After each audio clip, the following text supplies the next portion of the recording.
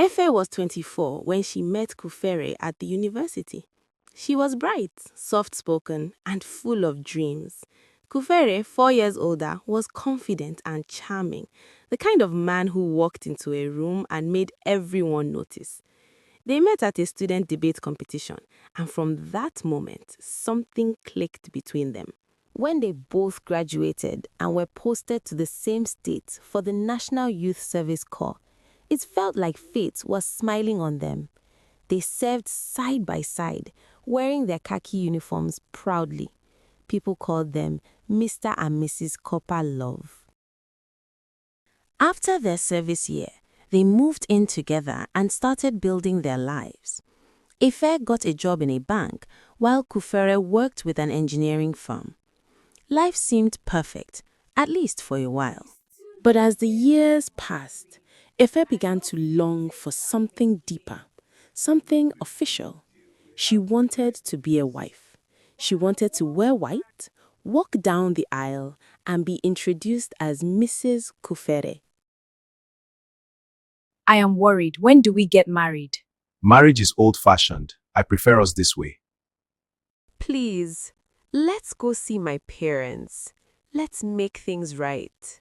She would beg him gently at night, but Kufere always smiled and shook his head. Then one morning, Efe discovered she was pregnant. The 2 red lines on the test kit made her hands tremble. Instead of joy, tears filled her eyes. She thought of her parents, her church, her friends. What would they say? When she told Kufere, he laughed and hugged her. Baby, this is amazing news. We are going to be parents. But Efe pulled away, sobbing. Kufere, I can't have a child outside marriage. Please, let's get married before the baby comes. Words broke her. She spent nights crying, praying for God to touch his heart. God, please change his mind. When her parents found out she was pregnant, their world shattered. "We raised you better than this," her father said in disappointment. "You were not born out of wedlock, Efe. Why would you do this to us?" her mother said.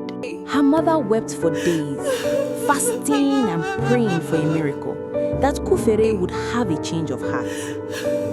Change his heart. Months went by, and Efe's belly grew along with her sadness.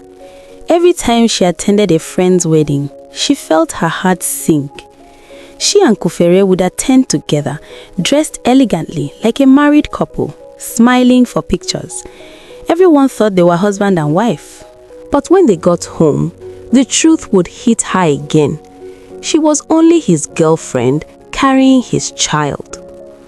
After every wedding, Efe would lock herself in the bathroom and cry.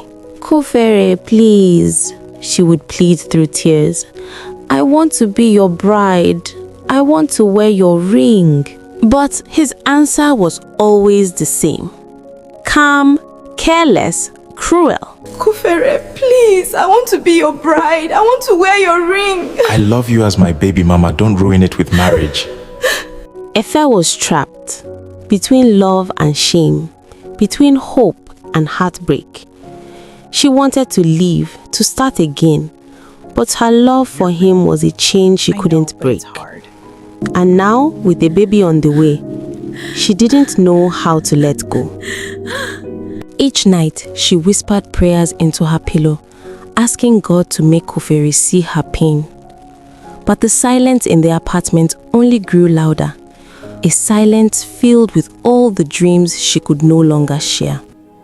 The day Efe went into labor, the skies were heavy with rain. For 2 long days and nights, she cried and screamed in pain, clotting her stomach, her eyes swollen with tears. Each contraction felt like a storm, breaking her body apart.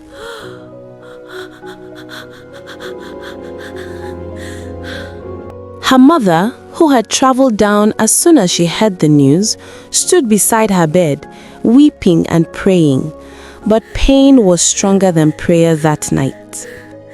God, please protect her and the baby. At one I point, beg you. her mother bent close and whispered bitterly, "You see, Efe, this is what you get when you go against the ways of our family. No one gives birth out of wedlock in our lineage. It's either you or the child goes. That is our curse."